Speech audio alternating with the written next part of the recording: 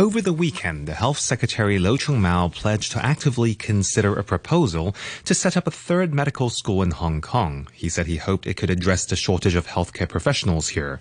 Right now, only the University of Hong Kong and the Chinese University offer medical programs.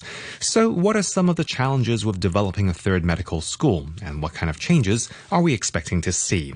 Well, to discuss this, we're now joined on the line by medical sector lawmaker David Lam. Good morning. Good morning. Thank you very much for joining us. So what do you make of the comments of the health minister? Well, that is not the first time we heard about a third medical school. We first heard about it last October when we visited the University of Science and Technology, when the president told us they do have a plan to establish a third medical school. Now, of course, we also later understand that Hong Kong Polytechnic University has a similar plan. And then both the medical schools of the Chinese University of Hong Kong and the Hong Kong U also has plans to establish some sorts of postgraduate qualifying courses for medicine. So everyone seems to be thinking about establishing more medical degrees in Hong Kong. Mm-hmm. Now, how pressing is it for Hong Kong to have a third medical school? We do have a relatively small number of doctors to the population ratio compared to other places around the world, especially the more advanced places. We have about 2.1, approaching 2.2 doctors per thousand of the population, and that compares to like 2.5 for Canada, 2.6 for Japan, roughly 2.6 for Singapore, and for some, say, European countries can be as high as 3 or even 4. So we are relatively lacking in terms of numbers. But then it also depends on how we use our manpower. It has often been said that roughly 90%, or actually between 85 and 90% of inpatients are taken care of by the public hospitals in Hong Kong, which is manned by roughly half of the doctors in Hong Kong. So when private doctors tell you that they still have some capacity, spare capacity to take care of more patients, means that we are not fully utilizing our current healthcare manpower. And that is something we should also work on. But then setting that aside, we always welcome qualified doctors to work side by side with others in Hong Kong.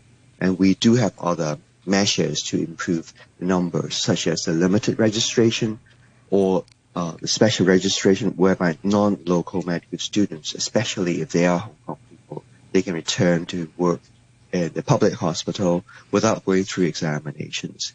But here again, we do have to work hard in order to recruit these non-local graduates. But if we have a third medical school, then at least we can have our own medical students. You don't have to go abroad and recruit. That means the number will be more secure for every year. And then another aspect we can put more emphasis on when we have enough healthcare workers, including doctors and other scientists, is life science research in Hong Kong, which is already on the way.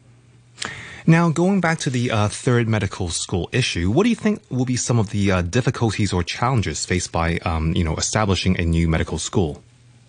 Well, they do have a mountain of challenges. First of all, you need a syllabus, and the syllabus has to be approved by the Medical Council of Hong Kong in order graduates can qualify in Hong Kong and get themselves registered. That is number one. And number two, you need the hardware. You need the building, the laboratory, the material for the laboratories, and that is very costly. And thirdly, you need a team of researchers, administrators, educators, clinicians, and teachers. And well, you are talking about maybe 100 people from different parts of the world working together as a team. So it's a team building issue. For a brand new university, there is certainly some challenges. Then you need a hospital whereby your students can practice. So you have to work with the hospital authority to get a big hospital. Now, some people say that setting up a school and sort of training out the first batch of medical graduates will take almost 10 years. So in the short term, how much is this going to help the manpower crunch? It is a long-term issue, as you mentioned. So in the short term, we do have other issues. Now, the number of intake for medical students in Hong Kong by the two existing medical schools has increased steadily over the past 10 years or so. So we are now almost producing 600 medical graduates per year, which is not a small number. And we also have, as I mentioned earlier, a special registration whereby Hong Kong people who want abroad to study medicine in certain top medical schools around the world, they can return to Hong Kong upon they're being employed by the hospital authority or the Department of Health or the universities. And they can just stay here and work in these institutions without going through another examination. Of course, they do have to go through the specialist training, then sit for the specialist examination like everyone else in Hong Kong. But that's just another story. So we do have issues. We do have ways to recruit other doctors.